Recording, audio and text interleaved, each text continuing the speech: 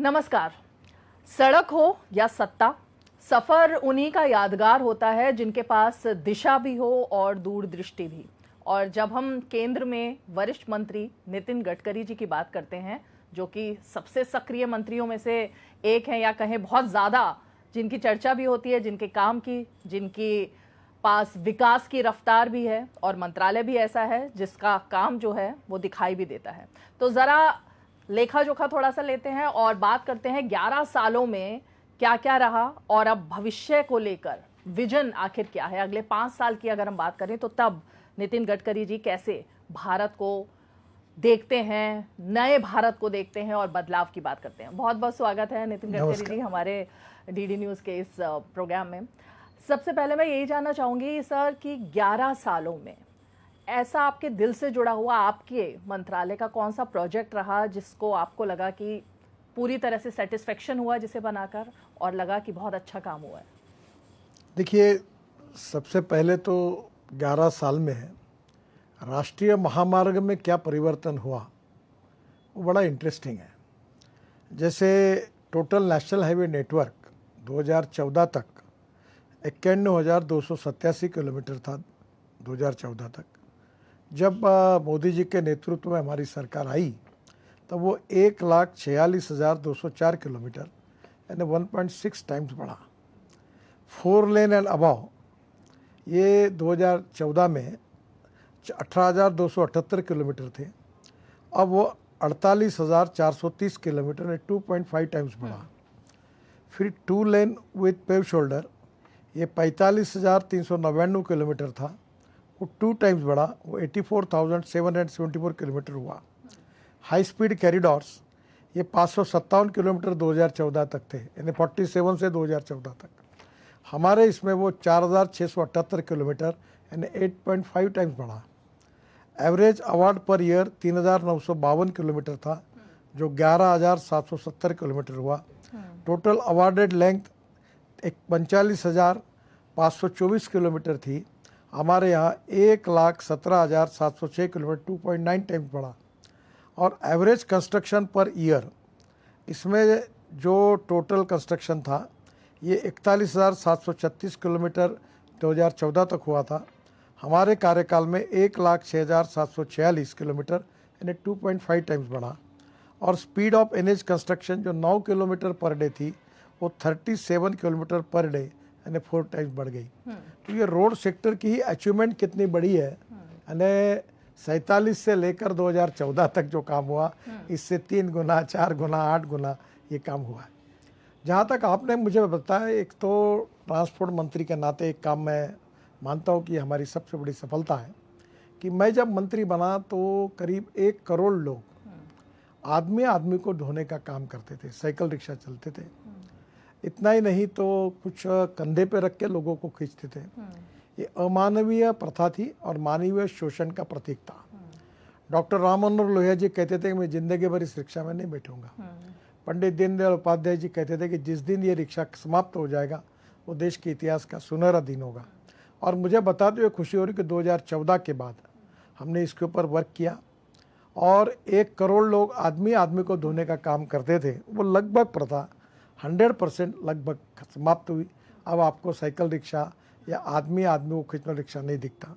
ये मानवीय दृष्टि से मानवता के आधार पर किया हुआ बड़ा काम है। केवल 1 करोड़ लोगों को ये स्वातंत्र्य नहीं मिला, तो 50 लाख लोग ऐसे थे जो 1-1 क्विंटल का बोरा पीठ पे रख कर चलते थे और कभी कभी सामान भी पीठ पर रख के धोते थे। अब वहाँ विशेष रूप से ई कार्ट आया है और इधर ई रिक्शा आया है और इसने हमारे देश की मानवता के इतिहास में बहुत बड़ा परिवर्तन किया। ये 1.5 करोड़ लोगों को मानवीय शोषण से मुक्त करने का काम एक प्रकार से महात्मा गांधी का, पंडित दीनदयाल उपाध्याय जी का और डॉक्टर राम मनोहर लोहिया जी का सपना हमने पूरा किया।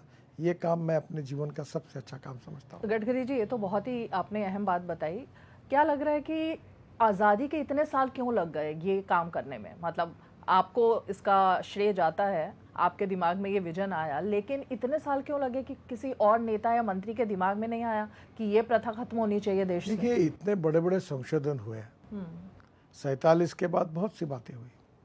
ये बड़ा दुख और दर्द का विषय है कि संवेदनशीलता के आधार पर ये जो एक प्रकार से ये दृश्य था, ये देखने लायक नहीं था। मैं मेरे बचपन में यहाँ नागपुर में मेरी माँ के साथ मामा के घर जाता था, तो साइकिल रिक्शा में बैठता था, पीछे में दो, सामने में दो, 4 लोग बैठे थे। वो बेचारा खींचता था, तो हमारे घर से यहाँ तिलक पुतला है, वहाँ एक चढ़ाव था, तो उतर के बेचारा इतनी ताकत लगती थी तो मैं कूद के उसको धक्का मारता था। तब से मेरे मन में एक बात थी कि ये कितना अन्यायकारक है। मुझे लगता है किसने किया नहीं किया उस विवाद में मैं नहीं जाना चाहता, पर इन मानवीय शोषण की इस प्रथा को नष्ट करने का और इन मानवों को, ये विशेष रूप से शोषित पीड़ित लोगों को एक न्याय देने का अवसर हमें मिला, ये बहुत महत्वपूर्ण है। दूसरी एक महत्वपूर्ण बात बताना चाहता हूँ कि ये रिक्शा चलाने वालों में करीब 65 to 70% लोग ये शेड्यूल कास्ट और माइनॉरिटी मुस्लिम समाज के थे। तो ये 70% लोग, ये जो मानवीय शोषण जिनका हो रहा था, इनको मुक्ति मिली। एक प्रकार से ये बहुत बड़ी अचीवमेंट है हमारे सरकार की, ऐसा मुझे लगता है।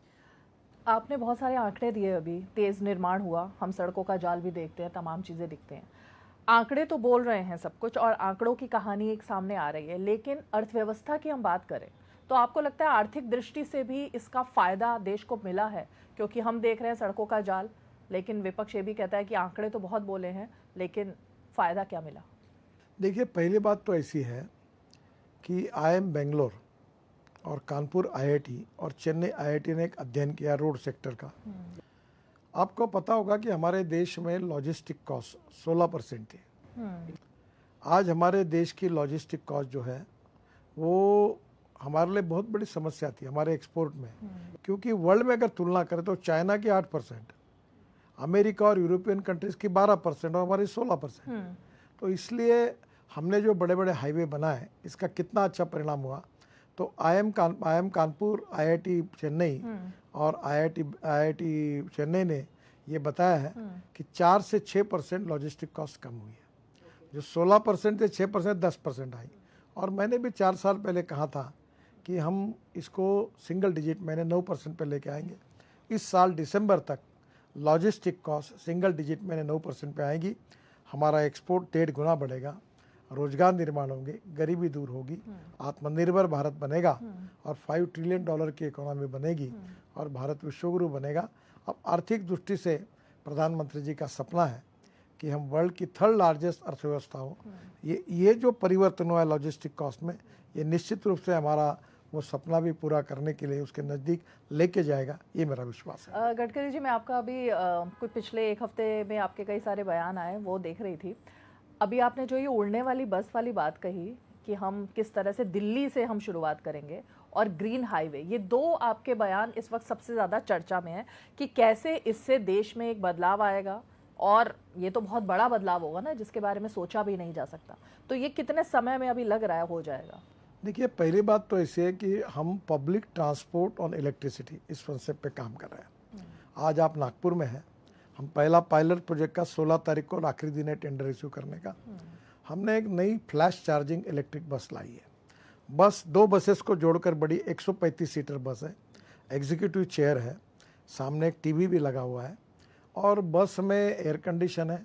बस एयर होस्टेस है, वैसी बस होस्टेस होगी और बस में हिटैची और सीमेंस कंपनी की टेक्नोलॉजी है। बस खड़ी रहेगी, वो नीचे आएगी, आधा मिनट में चार्ज होगी, 40 मिनट चलेगी। बस का किराया डीजल बस के तुलना में 30% कम होगा और ये पहले 50 किलोमीटर नागपुर में कर रहे हैं। इसके बाद दिल्ली से चंडीगढ़, दिल्ली से अमृतसर, दिल्ली से देहरादून, दिल्ली से जयपुर, पूना से मुंबई, चेन्नई से बेंगलोर, मैसूर से बेंगलोर, इस टाइप के बड़े बड़े सिटी के बीच में ये जब पब्लिक ट्रांसपोर्ट चलेगा तो अपने कार के बजाय लोग एग्जीक्यूटिव विमान के एग्जीक्यूटिव चेयर होती ना, वैसे बैठेंगे, लैपटॉप पे काम करेंगे, अखबार पढ़ेंगे और चाय पानी नाश्ता करेंगे और बस में बैठकर आराम कंफर्ट से प्रवास करेंगे। तो ये पब्लिक ट्रांसपोर्ट, और इसकी सबसे इम्पोर्टेंट बात यह है कि हमको मेट्रो को बनाने के लिए पर किलोमीटर खर्चा 450 करोड़ है और मैं जो बस की बात कर रहा हूँ उसका खर्चा 2 करोड़ से पर किलोमीटर कम है। तो ये आइडिया आया कहाँ से था? लेकिन ये बहुत ही यूनिक आपका एक आइडिया है, जिसको कम से कम देशवासियों को सुनकर के ही अभी बहुत बड़ी बात लगी है। आइडिया तो मैं पब्लिक को कैसे रिलीफ मिले देखते रहता हूँ, उसी से आइडिया आई। पर आपको और एक अच्छी बात बताता हूँ कि हमारे यहाँ ये जो अनेक जगह पर अब रोड बड़ा करने के लिए जगह नहीं है, तो हमारे पास 360 रोप वे, केबल कार, फेनाकुलर रेलवे के प्रपोजल्स आए। अभी हम केदारनाथ की रोप वे कर रहे हैं 5,000 करोड़ की, वो बांध के हमको 800 करोड़ साल का रॉयल्टी मिल रही है। तो बड़े प्रमाण पर ये काम कर रहे हैं। तो जैसे धौला कुआं से मानेसर है, बेंगलोर है, अनेक जगह पर काफ़ी कंजेशन है। तो ये बस का कंसेप्ट ऐसा है कि रोड के बीच में से एक पिलर खड़ा होगा, रोड वाइंडिंग करने की ज़रूरत नहीं, और ऊपर के ऊपर हवा में भी स्टेशन होंगे छोटे छोटे, और वहीं लोग उतरेंगे, और ये हर 2 मिनट में 5 मिनट में एक एक पॉइंट जाएगा। उसमें मैक्सिमम 135 सीटर की कैपेसिटी भी हो सकती है। तो ये ऊपर के ऊपर हवा में जाएगी, उसको हम स्काई बस कहते हैं। तो वो भी हमारी योजना है, उसका स्टडी चल रहा है बेंगलोर और धौला कुआं से मानेसर तक। उसका प्री फिजिबिलिटी और स्टडी होने के बाद करेंगे। इसके लिए वर्ल्ड की सब टेक्नोलॉजी को हमने बुलाया, डॉफलमेयर आई, प्यूमा आई, बाद में ये काफ़ी अमेरिका की टेक्नोलॉजी है, रशियन टेक्नोलॉजी है, यूरोपियन टेक्नोलॉजी है, और इन सब का अध्ययन करके जो जो सूट होगा उसको make in India, made in India करते हुए हम जरूर इस प्रकार के ट्रांसपोर्ट को प्रोत्साहन देंगे। उससे ट्रैफिक जाम में काफ़ी कमी आएगी। गडकरी जी, आपका विजन तो इतना बड़ा है, लेकिन हम देखते हैं कि अभी तक सब लोग बहुत एक्सक्यूज देते रहते थे चीज़ों को लेकर कि यहाँ पर तो, और आपका जो मंत्रालय है उस तो बहुत ही ज़्यादा चुनौतियों से भरा हुआ है। चुनौती बहुत ज़्यादा कभी लगती थी शुरुआत से लेकर अब तक, या अभी लगता है कि जब नो सुनते हैं आप कि चुनौती तो है लेकिन करना है इसको? चुनौती है, चैलेंजेस है, पर मैं अक्सर एक बात याद रखता हूँ, there are some people who convert problems into opportunities and there are some people who convert opportunities into the problems. तो मैं ये मानता हूँ कि प्रॉब्लम्स को रिजॉल्व करके आगे जाना, यही तो लीडरशिप की टेस्ट है। और हमको जब लोगों ने जिम्मेदारी दी है, जनता ने हमारे पर विश्वास व्यक्त किया है, तो बाय हुक और क्रुक कितनी भी समस्या हो उससे मार्ग निकाल के अचीवमेंट करना, ये हमारा कर्तव्य है, ये हमारा भाव है। और दूसरी एक बात मेरे मन में अक्सर रहती है कि politics is the instrument of socio economic reform, और मैं पॉलिटिक्स से मेरा पेशा नहीं है, ये मेरा कन्विक्शन है कि मैं देश के लिए काम कर रहा हूँ, देश की जनता के लिए काम कर रहा हूँ, समाज के लिए काम कर रहा हूँ। तो ये एक पैशन है। तो मुझे लगता है मैं अपने लोगों के लिए कितना अच्छा काम कर सकता हूँ कम समय में, ये मेरा कर्तव्य भी है, ये मेरी जिम्मेदारी भी है, और ये मेरा मिशन भी है। मैं करते रहता हूँ, अड़चनें आते रहती है, फिर भी उसके ऊपर कभी उसका जिक्र नहीं करता कि इसके कारण मैं ये नहीं कर सकता। मैं कहता हूँ चलो आता है, चलिए आगे निकलेंगे। और ऐसे करते करते ऐसे प्रोजेक्ट बने हैं कि हम लोग 7 वर्ल्ड रिकॉर्ड कर चुके हैं। अच्छा। अभी हमारे NHI में, और मैं अभी ये कहूँ कि वर्ल्ड का हमारा NH का नेटवर्क ये अब नंबर 1 पर पहुँच गया, तो कोई आश्चर्य नहीं होगा। लोग मुझे बहुत बार बोलते थे, मैं कहता था टारगेट था कि American president John F Kennedy की बात मैंने ऑफिस में लिख के रखी थी कि American roads are not good because America is rich, but America is rich because American roads are good. तो मुझे लगता था कि हमारे देश का रोड इंफ्रास्ट्रक्चर अमेरिका के जैसा बने। तो मैंने पहले कुछ राज्यों में कहा था, उत्तर प्रदेश, बिहार, सब जगह पर। अब अलग अलग राज्यों में गति कभी कम है, कभी ज़्यादा है। ओवरऑल अनेक जगह पर तो रोड इंफ्रास्ट्रक्चर अमेरिका जैसा बन गया है। पर मैं अब पूरी विश्वास के साथ कह सकता हूँ इस समस्या और अड़चनों पर मात करके कि 2 साल के बाद हमारा नेशनल हाईवे नेटवर्क अमेरिका से भी बेटर होगा, अमेरिका के बराबर होगा, ये मैं कह रहा हूँ। पर मुझे बीच में कुछ अमेरिकन लोग मिले, इंडियन वहाँ से आए हुए, और उन्होंने कहा कि आपके कहने पर हमारा ऑब्जेक्शन है। बोला क्या है? बोले अभी हमारा नेटवर्क अमेरिका से भी अच्छा है। ये बात उन्होंने दोहराई। तो उनको तो लगता है कि भारत बढ़िया है फिर। हाँ। रोड सेफ्टी की बात सर बार बार आती है, और आपने रोड सेफ्टी पर भी बहुत ज़्यादा जोर दिया, ट्रैफिक मैनेजमेंट पर आपका लगातार जोर रहता है। लेकिन इन सब के बीच में अगर सेफ्टी और सड़क बनाना, दोनों में से जब चूज करना पड़ता है तो कैसे आप वो करते हैं? मतलब जोर तो एक पहली बात तो ऐसी है कि रोड सेफ्टी का संबंध आखिर रोड ट्रैफिक और कंजेशन से भी जुड़ा हुआ है। रोड पर भार बहुत ज़्यादा है क्योंकि विड्थ कम है, और हमारी पॉपुलेशन ग्रोथ और ऑटोमोबाइल ग्रोथ लगातार बढ़ रही है। तो इसलिए स्वाभाविक रूप से हमको नए नए रोड बनाने पड़ेंगे।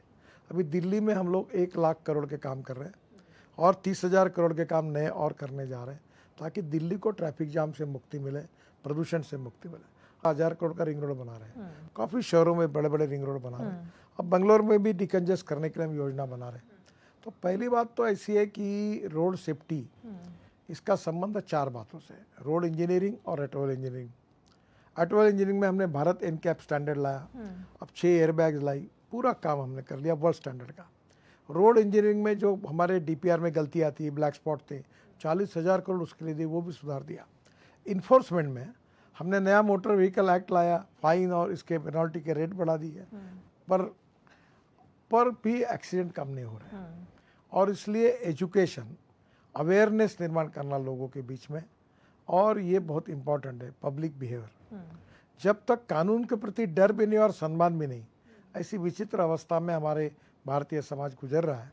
हमें लोगों को सुधारना होगा कि रेड सिग्नल होगा तो रुकना पड़ेगा। मैं स्कूटर कार चलाते हुए मोबाइल पे बात नहीं करूँगा, मैं रोड पर रॉन्ग वे नहीं जाऊँगा, लेन डिसिप्लिन का पालन करूँगा। ये छोटी छोटी बातों के बारे में जो सेंस जागरूक करना है, इसके लिए हम बड़ा अभियान कर रहे हैं। बड़े बड़े सेलिब्रिटीज़, अमिताभ बच्चन से लेकर क्रिकेटियर, सबको लेकर हम लोगों को समझाने की कोशिश कर रहे हैं। फिर भी देश में 5 लाख एक्सीडेंट होते हैं, बिल्कुल 1.5 लाख मौतें होती है, और करीब 18 से 34 एज ग्रुप के 66% लोग, यंग टैलेंटेड इंजीनियर, डॉक्टर्स मर जाते हैं। मुझे बड़ा दुख है इस बात का, मेरा भी एक्सीडेंट हुआ था। हमने कोशिश की 11 साल में, पर उसमें यश नहीं मिल पाया। फिर भी हमारी कोशिश जारी है। मैं ये मानता हूँ कि सब क्षेत्रों में हमको यश मिला, पर इसमें जितनी सफलता चाहिए उतनी नहीं मिली है। पर जल्दी ही हम इसमें कामयाब होंगे, लोगों के सहयोग से, मीडिया के सहयोग से लोगों को जगाने में हम लोग यशस्वी होंगे, और इसमें हम सफलता हासिल करेंगे, ऐसा मुझे विश्वास है। सर, इसमें तो ये वाली बात भी है ना कि जो लाइसेंस बनता है भारत में, कहते हैं लाइसेंस बहुत इजीली बन जाता है। अभी अगर आप यूके जाएंगे तो वहाँ पर एक ड्राइविंग लाइसेंस लेने में लोगों को कड़ी मशक्कत, मतलब इतने पापड़ बेलने पड़ते हैं, लोग कहते हैं कि उसके बाद उनको सही से ड्राइव करना ही पड़ता है। लेकिन भारत में आपको लगता है इस लाइसेंस प्रणाली में भी थोड़े से बदलाव की ज़रूरत है? अभी काफ़ी बदलाव की है, पहले जैसा नहीं रहा। और अभी तो हम लोग एक रिटन टेस्ट जो कंप्यूटर पर, आपके मोबाइल फोन पर आप दे सकोगी, वो भी लाने की कोशिश कर रहे हैं, ताकि इसमें सीरियसनेस आए। और ये भी काफ़ी बड़े, हमने 2000 ड्राइविंग ट्रेनिंग स्कूल खोल रहे हैं, फिटनेस सेंटर खोल रहे हैं, इसमें काफ़ी काम कर रहे हैं। और विश्व अभी वाहन डाटा हमारे पास है, अब इतने आसानी से कोई बदमाशी नहीं कर सकता। कार ड्राइविंग लाइसेंस के लिए आधार के साथ जुड़ा हुआ है। और जैसे सेफ डिपॉजिट वॉल्ट में आप मौल्यवान वस्तुएं रखते हो, वैसे अब डिजिटल लॉकर लाया हमने, जो मोबाइल पे होगा, कोई पूछा तो आप डॉक्यूमेंट उसको बता सकेंगे। तो काफ़ी सुधार तो किया है, तो कोशिश तो चल रही है, कुछ सुधार भी हुआ है, और ज़्यादा उम्मीद है। सर, अब ज़रा 11 साल में आपके मंत्रालय के अलावा और सबसे बड़ी अचीवमेंट आपको क्या लगती है सरकार की? देखिए, हमने आम गरीब कल्याण के लिए जो किया है वो ऐतिहासिक काम किया है। 10.5 करोड़ लोगों को गैस के सिलेंडर दिए हैं।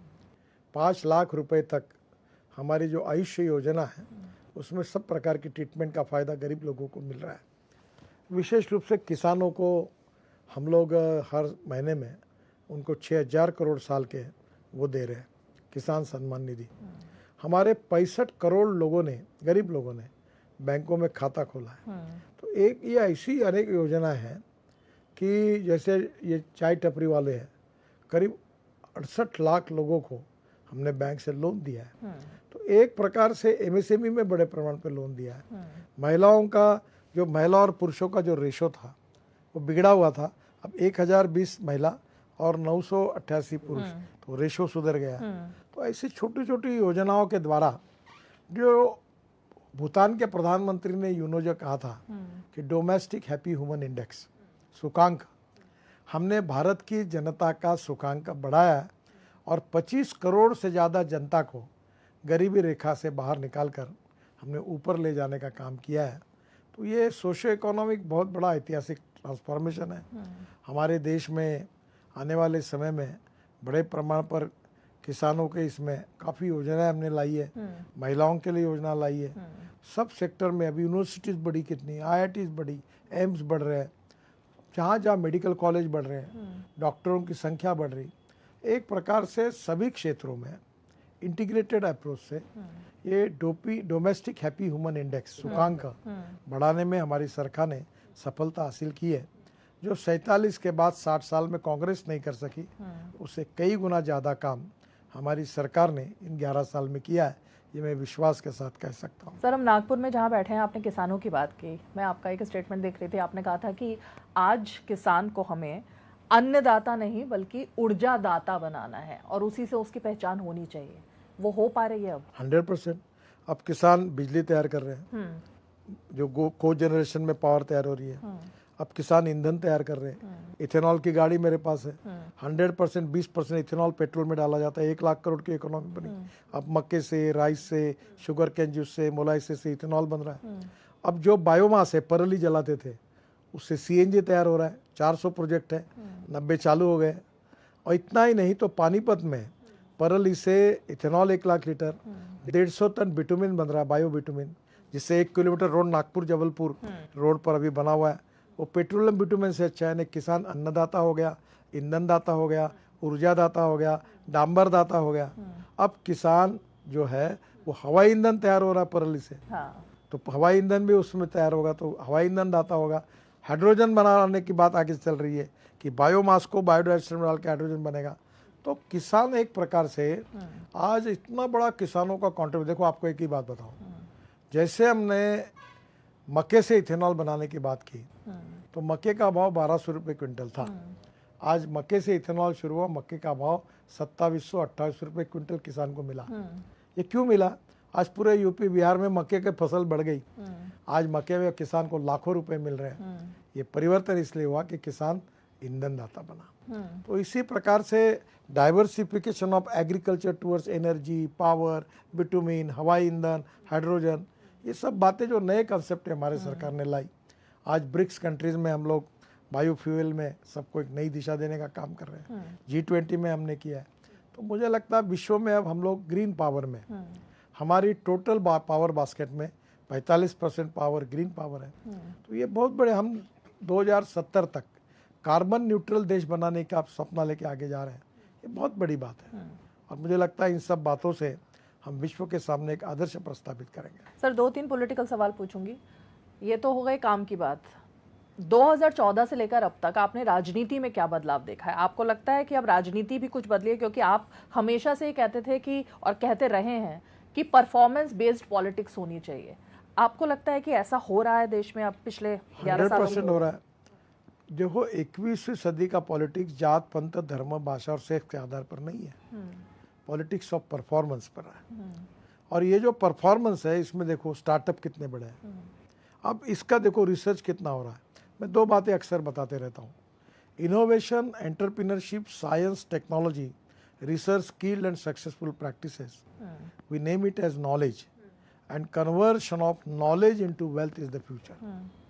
तो आज हमारे यहाँ कितना बड़ा नए नए इनोवेशंस हो रहे हैं, रिसर्च हो रहे हैं, स्टार्टअप खुल रहे हैं।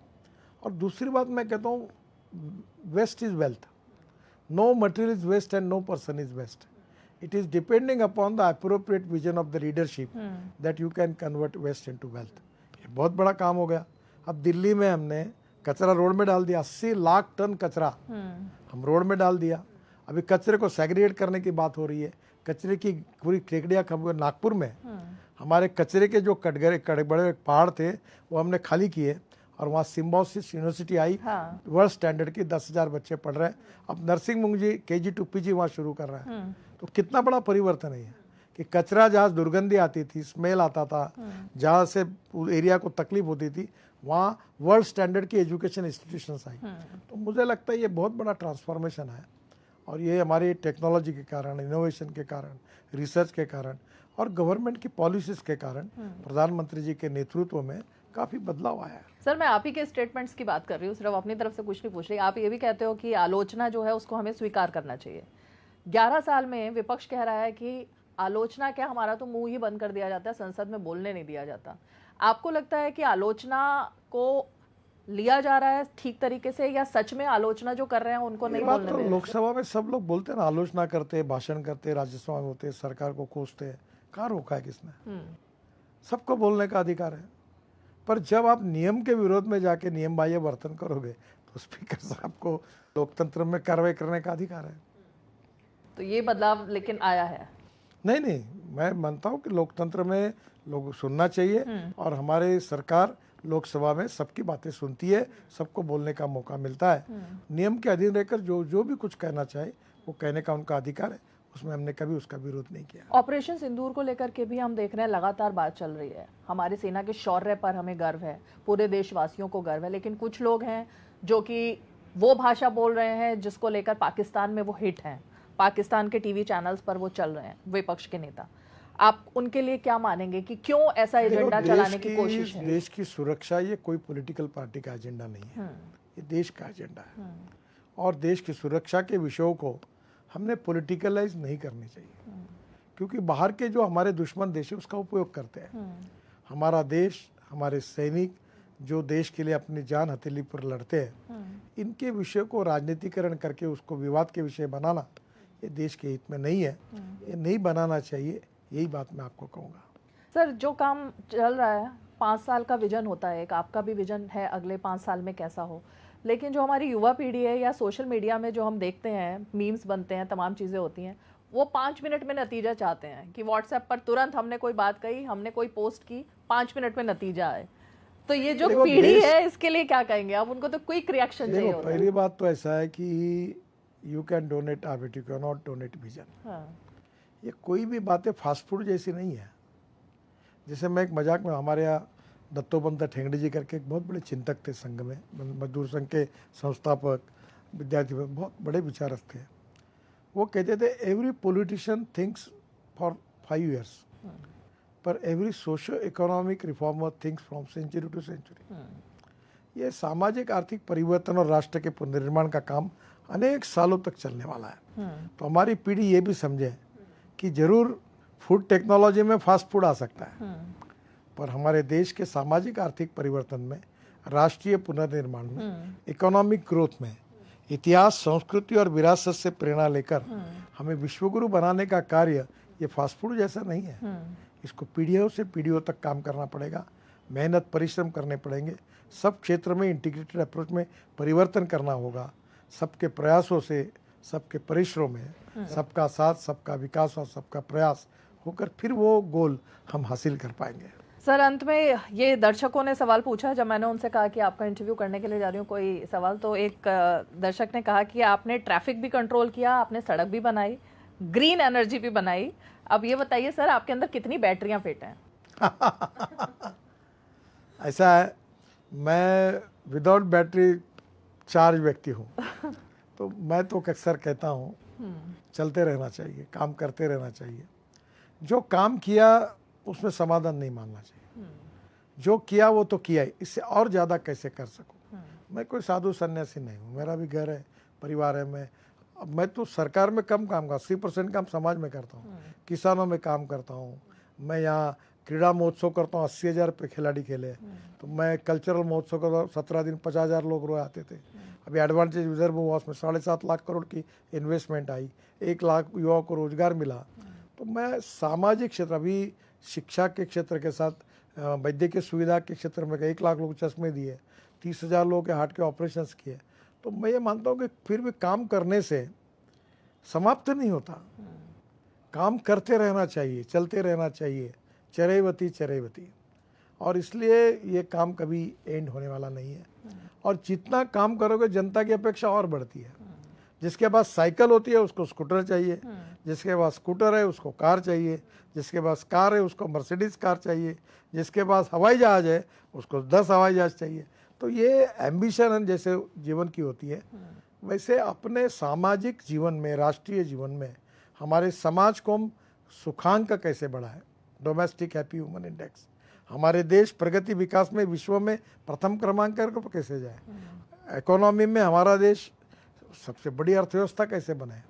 तो इन सब बातों में हर जगह पर एब्सोल्यूट प्रगति और प्रथम क्रमांक पर देश को जाना, यही हमारा मिशन है। हम 2-4 रहे न रहे पर तेरा वैभव अमर रहे माँ, ये हमारा संस्कार है। सब ने मिलकर काम करते रहना चाहिए और ये कभी समाप्त नहीं होगा। 2029 का भारत कैसा होगा?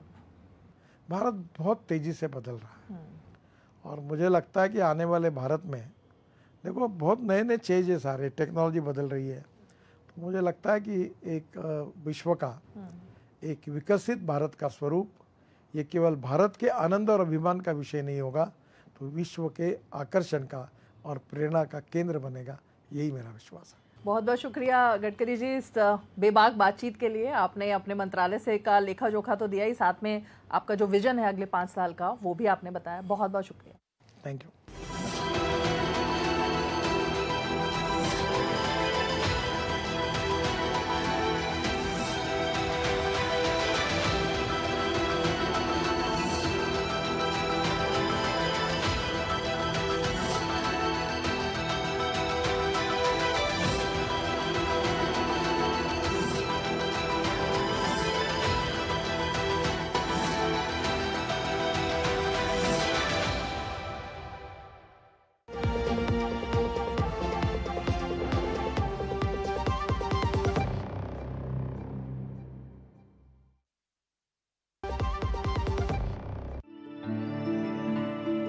Nothing else refreshes